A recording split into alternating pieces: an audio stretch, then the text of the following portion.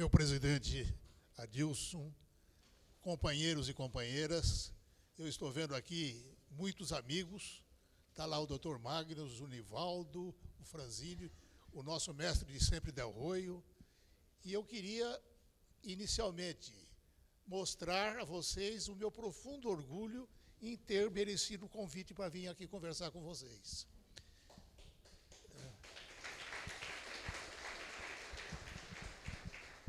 É uma grande honra para mim estar junto com uma central combativa, com pessoas, com trabalhadores interessados em aprender e transmitir conhecimentos para a base.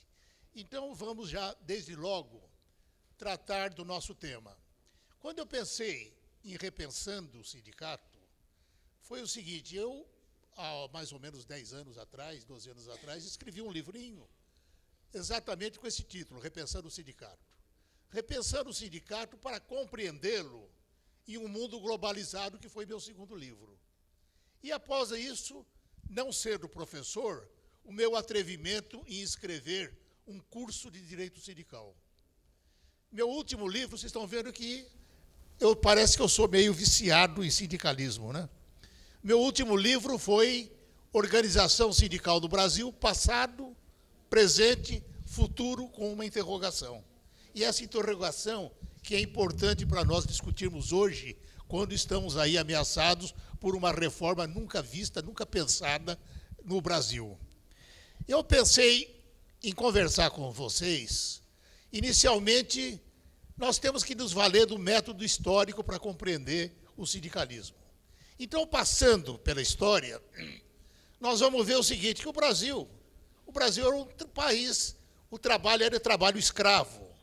E após a abolição, os escravos, ex-escravos, se viram abandonados na rua, sem formação profissional, sem uma organização pensada, sem nada. Fora daí, o trabalho era um trabalho na roça, na agricultura, um trabalho explorado pelos donos da terra. Tem um historiador autodidata, Leôncio Basbal, que ele escreve esse período, que eu costumo chamar período da era pré-Vargas. Ele diz o seguinte: nessa época, os coronéis e os filhos de coronéis, eles faziam as leis, julgavam os casos com as leis que eles haviam feito e aplicavam as penas para os supostos infratores dessa legislação capitalista. Então, esse era o Brasil de antigamente. Até que vieram os imigrantes, principalmente imigrantes espanhóis, italianos, portugueses, quase todos com formação ou anarquista ou socialista. Quando se fala em anarquista, não pensa que é aquele anarquista que chega, se há governo eu sou contra, não é? E eu queria pendurar todos os padres no primeiro poste aqui. Não. Os anarquistas aqui no Brasil, eles tiveram uma preocupação muito grande com a formação cultural, com as artes, teatro, música, e também com a habitação, com a higiene, com a construção de casas populares. Eles tiveram uma importância muito grande na formação do Brasil colonial, pós-colonial. Mas, principalmente, eles ensinaram para os brasileiros a forma de organização de classe. Então, nesse período, nós vamos ter o quê? Em primeiro lugar, vocês estão lembrados, isso é de uma importância extraordinária, o Manifesto Comunista de Marx, isso em 1848. 40 anos depois, a Rerum Novarum do Papa Leão XIII. O que quer dizer isso? O Manifesto Comunista, ele estabelecia o quê? A tomada do poder pela classe operária. Não era apenas melhores condições de trabalho, mas era assumir a direção do país pelos operários. Já a Rerum Novarum pregava o diálogo social, a assistência social, o entendimento entre os dois atores, os trabalhadores e os seus empregadores. Essas duas correntes, elas vão influenciar decisivamente a formação incipiente do sindicalismo brasileiro. Mas nós estamos ainda num período, no início do século, e a Igreja Católica, principalmente a Igreja de Pernambuco, através de um deputado, Inácio Tosta, eles conseguem aprovar a nossa primeira lei sindical de 1903, restrita ao meio rural. É claro, 1903, que ela não teve sequer conhecimento, não teve aplicação nenhuma. Outra vez a Igreja Católica, através do mesmo deputado Tosta Malta, ele aprova, em 1907, nossa segunda lei sindical, essa geral. Também não foi aplicada de forma alguma. Por quê? Então eu vou me socorrer de um historiador socialista, Everardo Dias, tem um livro, vocês encontram, talvez em sebos, as lutas sociais, não é? E ele diz o seguinte, que não havia uma associação de classe que não tivesse sofrido pelo menos uma invasão da polícia, que tivesse essa polícia prendido os seus dirigentes, os estrangeiros eram expulsos, e destruído todos os seus bens, seus móveis, seus assentamentos. Esse era o quadro social daquela ocasião, onde uma lei sindical como essa de 1903 e 1907 não tinha a menor importância. Mas, de qualquer maneira, vejam só, nós estamos falando de 1907. Não pense que eu estou querendo reviver coisas velhas. Isso é de uma importância para a nossa formação. Em 1906, os trabalhadores realizam o primeiro Congresso Operário. E esse Congresso Operário, ele cria a primeira central sindical, a famosa COB, a Confederação Operária Brasileira. Então, nós estamos caminhando para chegar até a Era Vargas. Nessa Era Vargas, que ela começa em 1930, de que forma? Para pincelar mais uma vez esse período que nós encerramos como a Era Pré-Vargas, 3 leis. Uma era a lei de expulsão dos estrangeiros. Quais estrangeiros? Os socialistas e os anarquistas. Segunda lei, vejam só o nome, lei celerada, não é? Quer dizer, lei a mais cruel possível. E a outra, então, lei infame, ponto final. Já está traçado o quadro desse período que nós chamamos, então, de Era Pré-Vargas. Bom, o presidente da República era o Washington Luiz, um aristocrata, representante dos fazendeiros, dos donos de terras. Ministro da Guerra, ministro da Fazenda, um gaúcho, Getúlio Vargas. Getúlio Vargas, então, vejam bem, ele era ministro do governo Washington Luiz.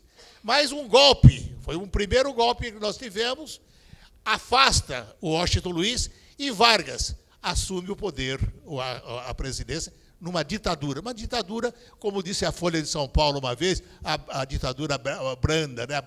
Dita branda, né? Que foi. Porque nós vamos chegar a umas ditaduras piores, né? Mas, com Vargas assumindo o poder, o que ele faz? Ele põe em aplicação a plataforma da Aliança Liberal com a qual ele disputou a eleição. Ele disputou a eleição contra os filhos de fazendeiros, né? Os representantes da oligarquia, do que chamava café com leite, né? Que era São Paulo e Minas Gerais. E ele perde nas urnas, perde numa eleição fraudada, numa eleição viciada, mas ganha com o apoio militar e assume o poder. Para cumprir a plataforma eleitoral, ele começa criando o Ministério do Trabalho, que era também Ministério do Trabalho, da Indústria e do Comércio. E coloca como primeiro-ministro, não se percam pelo nome, não é? Lindolfo Collor, avô do Collor, que foi eleito presidente da República, infelizmente, não é? O Collor, ele, no seu discurso de posse, ele disse o seguinte: olha, eu não sou do ramo, não entendo nada disso, mas a verdade é que o Ministério do Trabalho ele veio para controlar os sindicatos. No tempo do Washington Luiz, havia aquela questão, a questão social é uma questão de polícia. Dizem que não foi bem isso que ele quis dizer, mas, de qualquer forma, com o Ministério do Trabalho, se procurou, ao invés de policiar a organização sindical através da polícia, que se disciplinar através do Ministério do Trabalho. Portanto, nós passamos a ter um sindicalismo de controle. E vejam só que coisa interessante.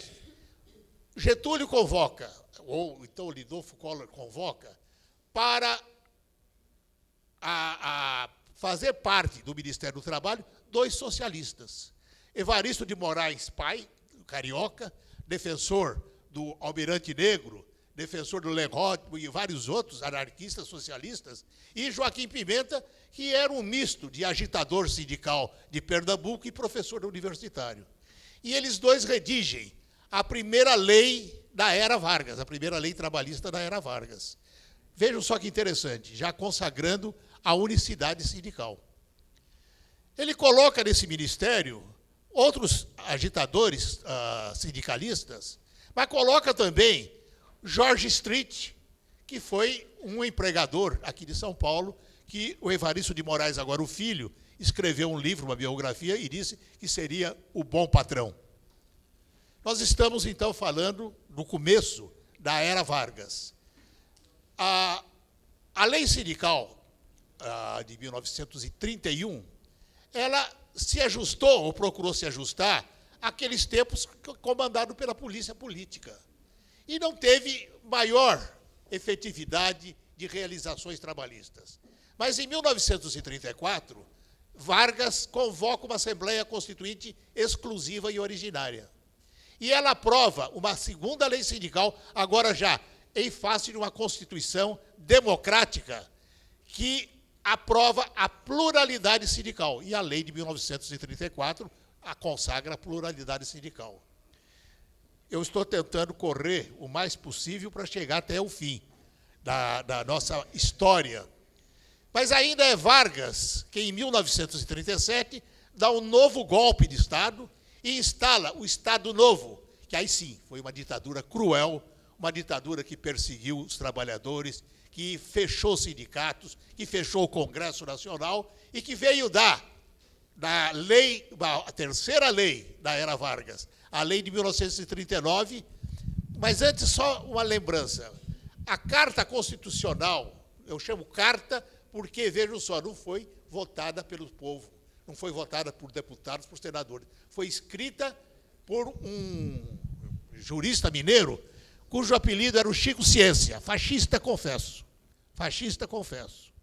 E essa lei, no artigo 138, essa Constituição, já dizia o seguinte, que o sindicato era uma espécie de organismo auxiliar do Estado, o Estado corporativista e fascista da ditadura Vargas.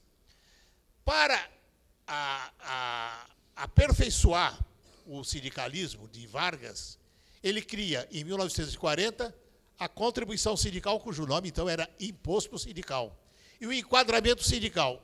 Isso aqui nós vamos ver logo, logo, uma coisa e outra. Essa ditadura Vargas, de 37, uma ditadura cruel, ela vai terminar exatamente com o fim da Segunda Guerra Mundial. Quando, então, uma outra Constituição, Assembleia Constituinte, também originária, exclusiva, aprova uma Constituição que diríamos democrática. Getúlio Vargas, ele perde o poder. O seu ministro da guerra era um general Eurico Gaspar Dutra, que não se elegeria nem vereador na sua terra, lá em Mato Grosso. Mas, com o apoio de Getúlio Vargas, que havia perdido o poder, ele se torna presidente da República. Há uma lenda a seu respeito, que diz que qualquer coisa que perguntasse a ele, ele dizia, está no livrinho? O livrinho era a Constituição que ficava na mesa dele. Vejam os feitos de Dutra, que eu chamo de meia democracia. Ele intervém na central sindical que havia sido constituída pelos comunistas, porque havia já sido criado o Partido Comunista Brasileiro. E ele intervém, ele fecha a central, que era a central, tinha esse nome, era CTB, não é? Central Sindical dos Trabalhadores. E intervém em 400 sindicatos. Ou seja, todos os sindicatos filiados àquela central. O Brasil havia assinado, no México, o Tratado de Chapultepec, que reconhecia a liberdade sindical e o direito de greve.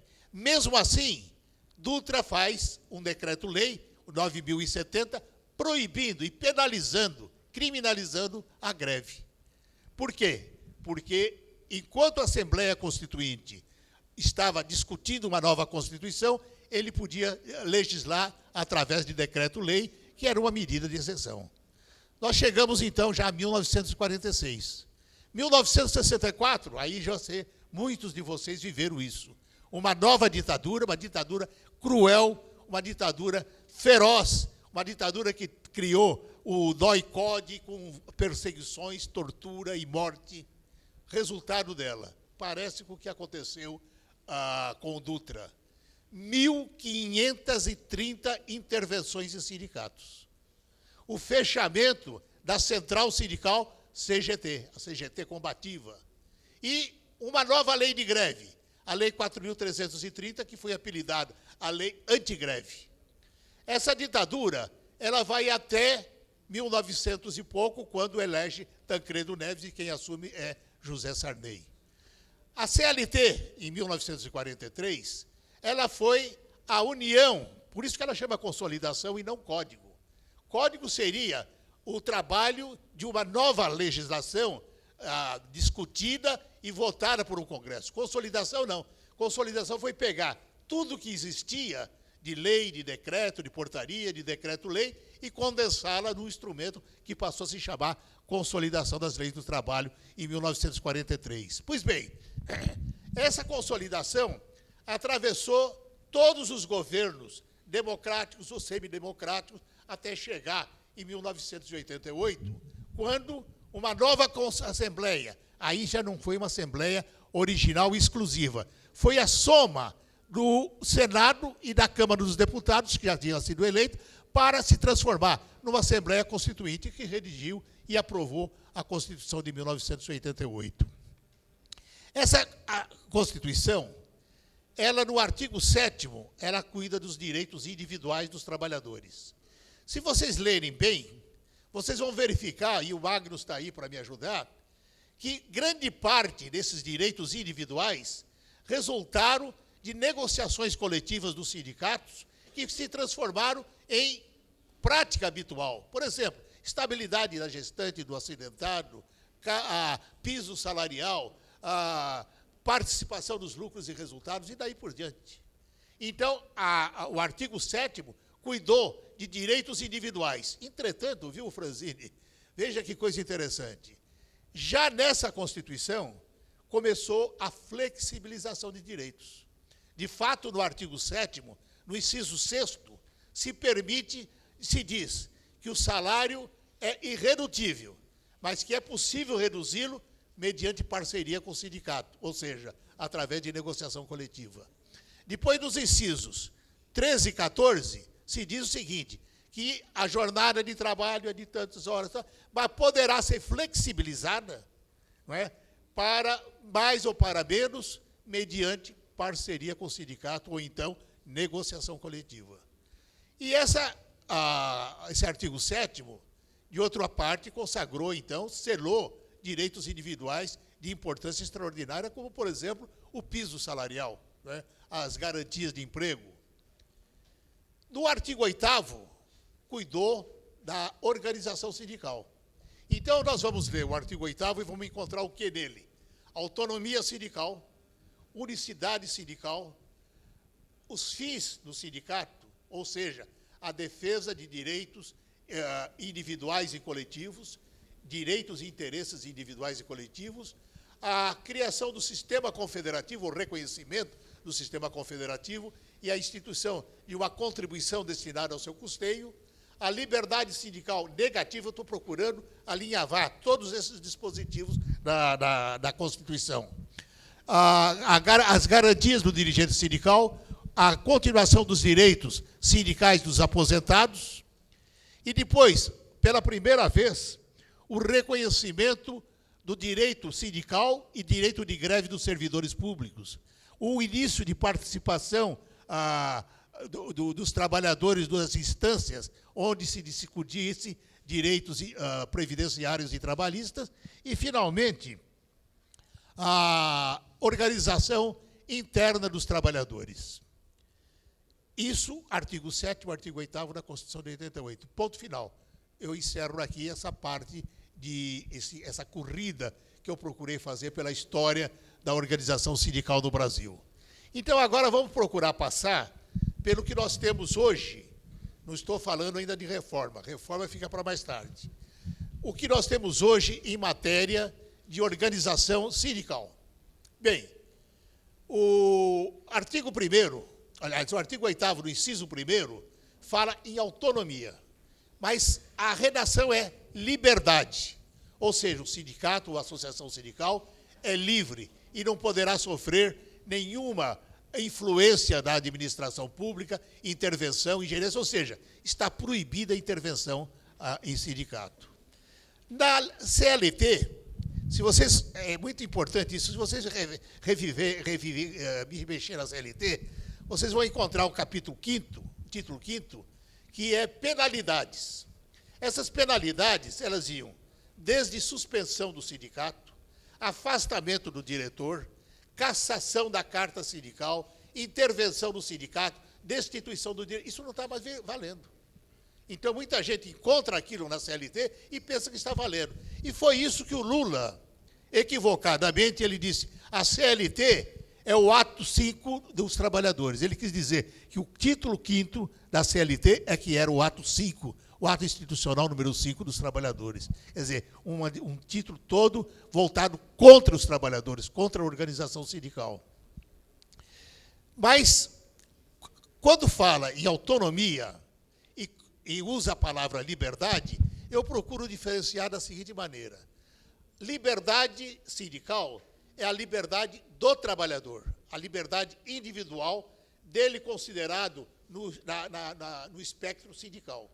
Ao passo que a autonomia é a liberdade da organização sindical. Então, quando nós estamos falando de autonomia, o que é autonomia? É claro que autonomia não é soberania, soberania é do Estado. Mas autonomia significa duas coisas. Primeiro, que ele, sindicato, vai se reger não mais pelo Estatuto Padrão. No tempo da ditadura e no tempo da era Vargas, o estatuto ele era feito no Ministério do Trabalho. E não adiantava levá-lo para a Assembleia para modificar, porque o Ministério do Trabalho ele tinha que homologar o estatuto.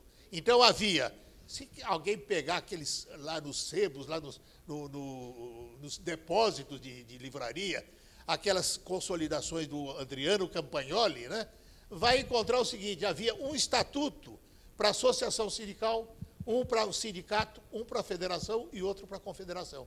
Tudo redigido no Ministério do Trabalho. Evaristo de Moraes Filho costumava dizer o seguinte, só ficou em branco um espaço para colocar o nome e o endereço do sindicato. O restante era tudo imposto pelo Ministério do Trabalho. Então, a autonomia significa isso, que o sindicato ele passa a fazer a sua própria lei, o seu estatuto, e o estatuto é exatamente a lei sindical. Na Argentina, na Itália, na Alemanha, a própria Constituição estabelece que o princípio da democracia é que rege a organização sindical. Nós não temos isso, mas temos que, no artigo 1º da Constituição, o Estado democrático de direito. Então, portanto, tudo no Brasil deve ser regido através do princípio de democracia. Se vocês pensarem bem, eu falei, tempo de Dutra, 400 intervenções, ditadura militar, 1.500 e tantos. Até hoje, nenhuma intervenção, a não ser intervenções poucas, determinadas judicialmente, e em razão não de problemas políticos ou de atuação sindical, mas em razão de corrupção. Não é? Então, essa é a autonomia. O segundo ponto da autonomia é o sindicato, poder, através dessa autonomia, em parceria com o lado contrário, estabelecer a lei sindical, a regência a lei própria trabalhista, que é a negociação coletiva que gera o acordo e a convenção coletiva de trabalho. Isso que justifica a autonomia do sindicato.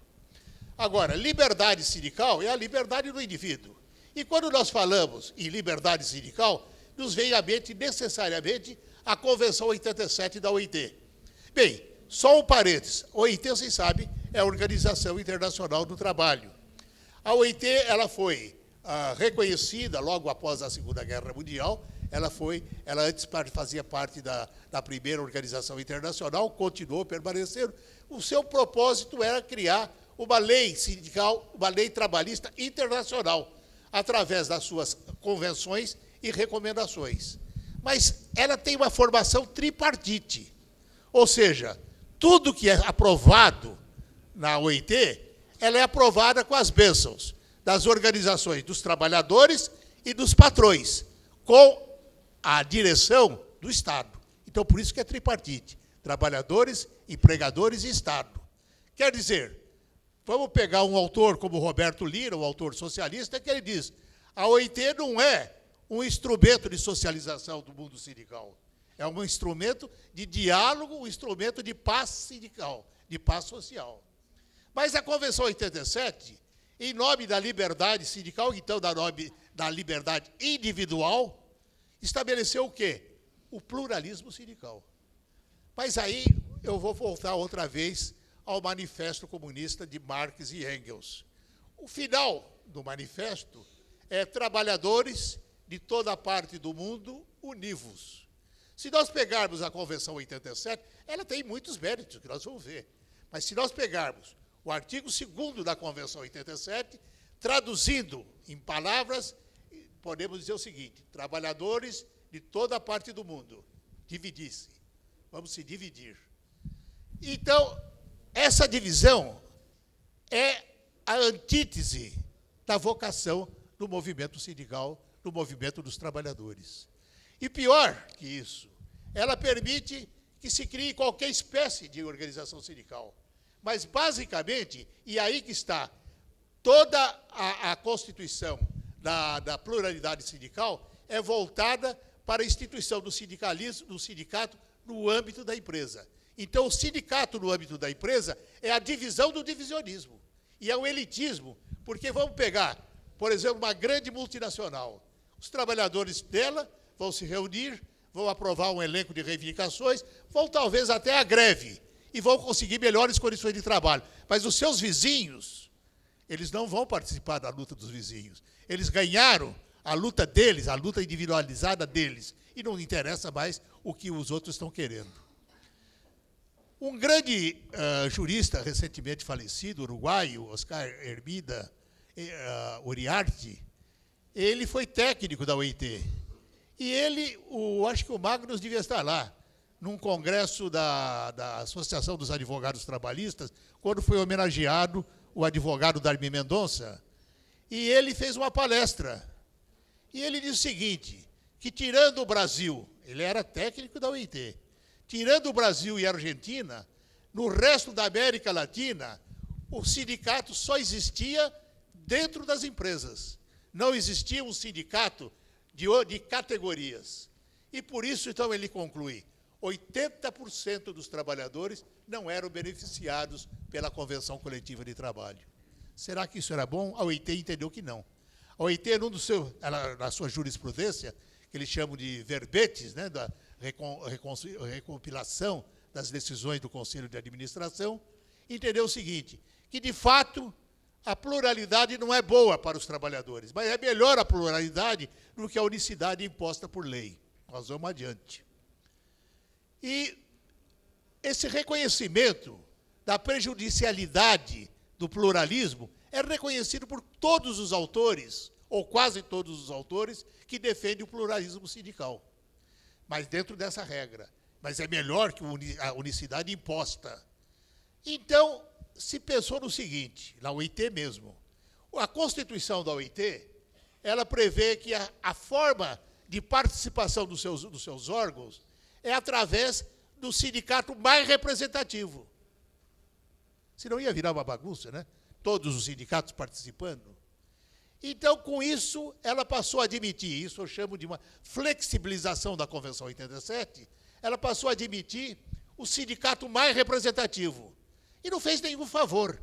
Quando eu cito o Evaristo de Moraes Filho, o Evaristo de Moraes Filho, ele foi além do pai. Ele escreveu um livro que todo sindicalista deve conhecer, O Problema do Sindicato Único no Brasil. É um livro que está esgotado, só vão encontrar nos sebos. E ele defendeu ardorosamente a unicidade sindical. Em 1963, o governo parlamentar, o primeiro-ministro era o grande jurista Hermes Lima. Aliás, perdão, João Mangabeira. E João Mangabeira quis, então, rever todos os códigos brasileiros. E na revisão da CLT, ele chama Evaristo de Moraes Filho para fazer o anteprojeto. E o Evaristo faz exatamente isso. O sindicato, a organização sindical, não era pluralista, mas também não era unicista, mas era com o sindicato mais representativo. Isso em 1963. Mas em 1955, um dos consolidadores, Dorval Lacerda, que era procurador do trabalho, ele escreveu um projeto que foi apresentado pelo deputado da UDN, Carlos Lacerda, que não era parente dele, mas também seguia a mesma linha, o sindicato mais representativo. Então, eu vejo o seguinte, para atender a democratização e a organização sindical autêntica dos trabalhadores, nada melhor do que o sindicato mais representativo. Se nós pegarmos o artigo 5º da Constituição, nós vamos ver que o legislador, o constituinte, ele distinguiu associação sindical e organização sindical. Associação comum e associação sindical. Isso no artigo 5º. Só que a associação comum, ela só representa os seus filiados. E ela só defende direitos dos filiados, e ainda assim, quando por eles autorizada. Ao passo que, na Constituição, no artigo 8º, o sindicato defende direitos e interesses de toda a categoria, portanto, de associados e não associados.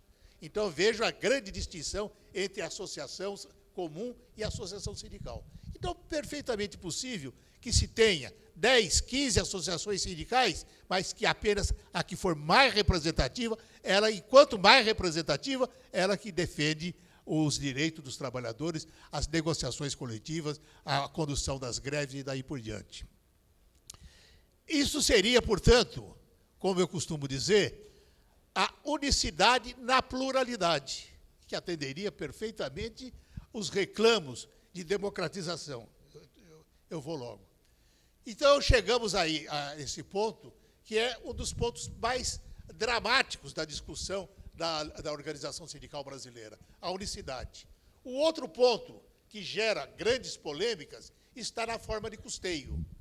Eu tenho aqui, eu vou procurar ser também breve nessa parte, para a gente poder encarar as reformas sindicais. Se nós não falarmos das reformas sindicais, tudo isso que nós estamos falando aqui será absolutamente inútil. Mas, com relação ao custeio, o custeio normal dos sindicatos era a mensalidade de sócio. Naquela época, eu me lembro que eu fui contratado, logo que eu me formei, em 1959, 1960, para trabalhar como estagiário no Sindicato dos Padeiros, naturalmente dirigido pelos comunistas. E depois fui para o Sindicato do Café com Leite, era trabalhadores do açúcar e do café, dirigido pelo grande líder Luiz Tenório de Lima. Esses sindicatos, o que eles eram? Era um sobradinho alugado, não tinha carro, é claro. Os dirigentes sindicais almoçavam e jantavam no boteco da esquina, e tinha lá quem? 1 ou 2 advogados, um contador que ia lá uma vez por mês e uma faxineira. Às vezes tinha um médico, às vezes tinha também um dentista. Mas a ditadura foi muito sábia ao enfrentar o sindicalismo. Ela procurou, em primeiro lugar, intervir nos sindicatos, afastar os sindicalistas, persegui-los, prendê-los, matá-los, mas também transformou o sindicato num órgão de assistência social. E, com isso, o sindicalismo passou a se burocratizar e a ter gastos extraordinários. Todo sindicato que se preza tem hoje um ambulatório médico, com médicos especializados, médicos especialistas, dentistas, colônia de férias. Veio um dirigente sindical para mim, uma ocasião, e falou: doutor, eu estou pensando numa colônia de férias. O que o senhor acha? Eu falei: não faça isso, né? Você vai ter despesa e dor de cabeça. Aí ele falou: mas eu tenho... Agora, vale a pena dotá-lo de restaurante? Eu falei: pior ainda, que aí você não vai conseguir pagar as despesas. Eu falei: mas a oposição está programando isso, e se eu não fizer, eu vou perder a eleição. O Médici, que foi um dos agentes da ditadura mais cruel, ele, num discurso de 1º de maio, ele disse isso: o sindicato é o departamento médico, é a colônia de férias, é o clube, é a recreação. Então, para a ditadura... E aí vocês veem lá os metalúrgicos criam o Palácio dos Trabalhadores, né? E todo mundo tinha que criar um palácio. E tem um livro, até um livro sobre a burocratização do sindicato a partir dos metalúrgicos. Eu me lembro de uma discussão com o Joaquinzão, ele disse assim, no meu sindicato, né, o trabalhador entra e vai no médico clínico. De lá já vai direto para o especialista. No especialista ele passa na farmácia e havia a receita, tudo de graça. Quando chegou a minha vez de falar, eu falei, Joaquizão, pelo que eu sei, há aqui no estado de São Paulo 400 mil trabalhadores metalúrgicos. Se todos fossem sindicalizados, você não dava metade do melhoral para cada um. Não é? Então, realmente, nós criamos essa distorção. O sindicato passou a ser um órgão burocrata e assistencialista. Eu me lembro, quem participou das negociações coletivas naquela época, vinha lá o doutor Homero Diniz Gonçalves, presidente do tribunal, e dizia para os patrões, vocês têm que colocar aqui a contribuição, porque eu vim lá do segundo exército, e o segundo exército quer que tenha a contribuição. Então, era uma coisa de doido que a gente assistia naquela ocasião. Mas aí a Constituição, o DIAP, ele fez um esboço de minuta para o artigo 8º, e onde ele estabelecia o quê? Uma contribuição para custeio do sindicato, que era para superar o imposto sindical. Mas as confederações patronais e de trabalhadores se uniram e fizeram um lobby, porque elas estavam temendo a ação das centrais sindicais. E, através desse lobby, conseguiram criar o sistema confederativo que já existia. Ainda não existia o reconhecimento das centrais, então o sistema era um sistema verticalizado, sindicato na base, federação no meio e confederação no topo. Era esse triângulo. Então, denominou sistema confederativo. Mas como ele achou que estava muito fácil, ele acrescentou na Constituição aquele adendo, independentemente da contribuição prevista em lei. Ou seja, a contribuição confederativa para custeio desse sistema. Veio o Supremo Tribunal Federal e leu categoria, no inciso 4º, como quadro de sócios. E disse, não, essa contribuição confederativa só vale para os associados. Então, acabou. Porque para fazer uma contribuição para o sócio, eu convocava uma assembleia, eu não precisava nem de lei, nem de Constituição. Mais tarde, como vocês viram, o mesmo Supremo Tribunal Federal interpretou outra vez categoria como quadro associativo e acabou com a contribuição assistencial ou negocial. E agora se querem acabar com a sindical, deixando o sindicato sem nada. Mas a contribuição sindical, na verdade, foi uma criação da ditadura copiada no fascismo. Isso aqui eu até não devia falar agora, porque quando estão acabando com a contribuição sindical, nós temos que pensar numa forma de manter o custeio dos sindicatos. Então, a Constituição consagrou esses direitos e chegamos, então, agora, nesse momento, me restam 10 minutos, que um golpe de Estado tira do poder a presidente eleita democraticamente e coloca no poder um vice-presidente que não teve um único voto. Professor de Direito Constitucional, membro, presidente da Assembleia da Câmara dos Deputados várias vezes, foi presidente do PMDB, e, de repente, surge a seguinte questão, as suas prioridades.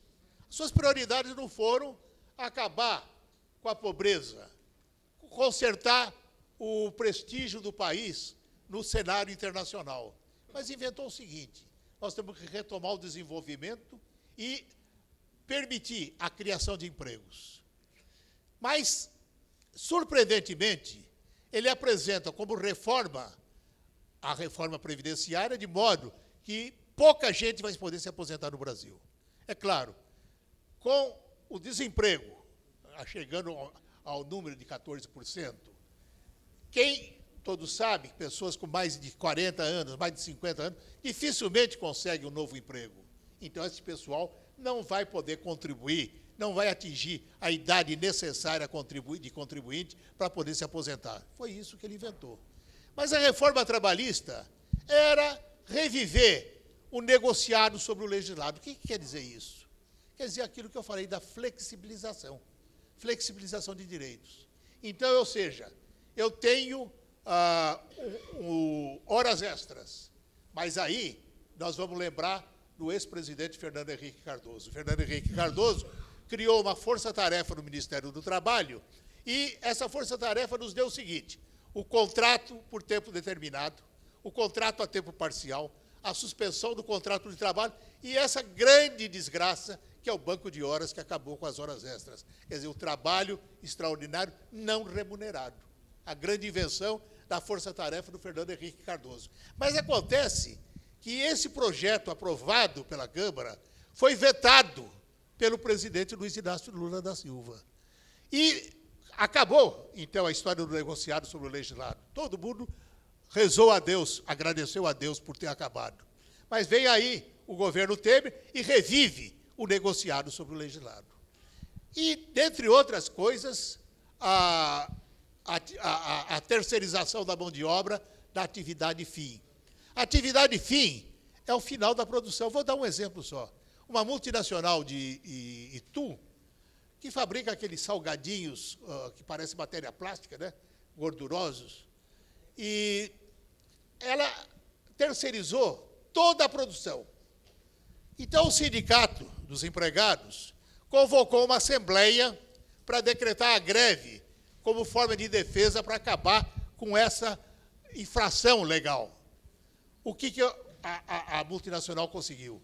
Na Justiça do Trabalho, um interdito proibitório para proibir que o sindicato, num quarteirão aqui, outro aqui e outro aqui, quer dizer, fechou todo o círculo da empresa, pudesse colocar um carro de som, um ativista, a distribuição de um jornal, de um boletim, o acesso a um trabalhador para convencê-lo a não furar a greve.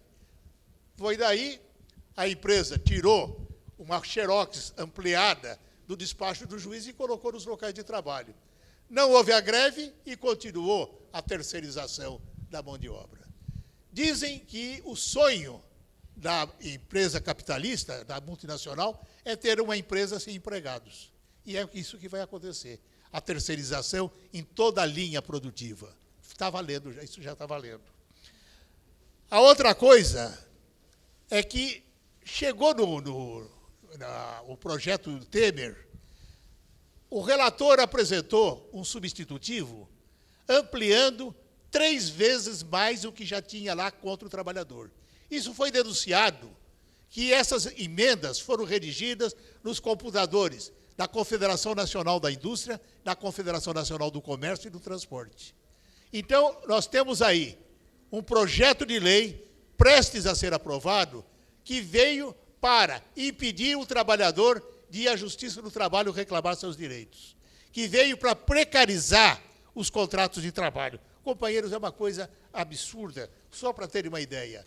Acaba com a homologação. Quer dizer, o patrão agora manda embora o empregado e paga o que ele quiser. Vou só lembrar uma coisa, o delegado do trabalho era o Dr. Vinícius Ferraz Torres, que chegou a presidente do tribunal. E no sindicato dos hoteleiros, o empregador ia lá para pagar as verbas rescisórias, mas não considerava a gorjeta. Então, aí o funcionário calculava direitinho as diferenças, ele dizia, tá bom, eu vou ver, então, lá na firma, se eu posso pagar isso agora ou não, eu volto depois. Mas ia na delegacia do trabalho e homologava. Então, eu fui falar com o delegado do trabalho. Falei, doutor, não pode continuar assim, a delegacia está homologando, está fraudando a lei. Ele falou, você quer que eu faça o quê? Que eu vou dar uma convenção coletiva para cada fiscal para ele ver o que tem que fazer? É isso que vai fazer. Quer dizer, então, o trabalhador vai receber os seus direitos, vai dar quitação sem ter ninguém para assisti-lo. Pior ainda, a cada ano vai aparecer o empregador do sindicato e dizer, olha, eu vim aqui, eu quero a quitação de todos os direitos dos meus empregados. Será que vai poder fazer isso? O sindicato pelego vai fazer. E quantos trabalhadores que vão ser massacrados, prejudicados, roubados com essa situação. Mas tem mais. O empregador poderá chegar para o empregado e dizer assim, olha, eu não quero te mandar embora não, só que eu não quero que você continue trabalhando aqui. Então vamos fazer uma coisa, eu te pago metade do aviso prévio, metade da multa do fundo de garantia, estamos conversando. Jornada 12 por 36. Para que sindicato? Não precisa. Intervalo para descanso e refeição? Não precisa. Tudo negociado diretamente, assinado pelo empregado, assinado em branco pelo empregado. Então, companheiros, nós estamos sob a ameaça de uma ação criminosa contra a construção dos direitos sociais dos trabalhadores. E temos que resistir. E temos que resistir de que maneira? Na minha visão, eu não tenho a menor dúvida que isso vai ser aprovado pelo Congresso, porque o Congresso está constituído por quê? Por deputados e senadores comprometidos com o Lava Jato, ameaçados de prisão, são eles que vão aprovar, vão votar esse projeto criminoso. Então, se isso passar, se passar, nós não podemos nos considerar derrotados. Eu vou encerrar lembrando uma entrevista recente na Folha de São Paulo, daquele sociólogo português Boaventura de Santos. Ele disse o seguinte: isso aí que está acontecendo no Brasil também aconteceu em Portugal.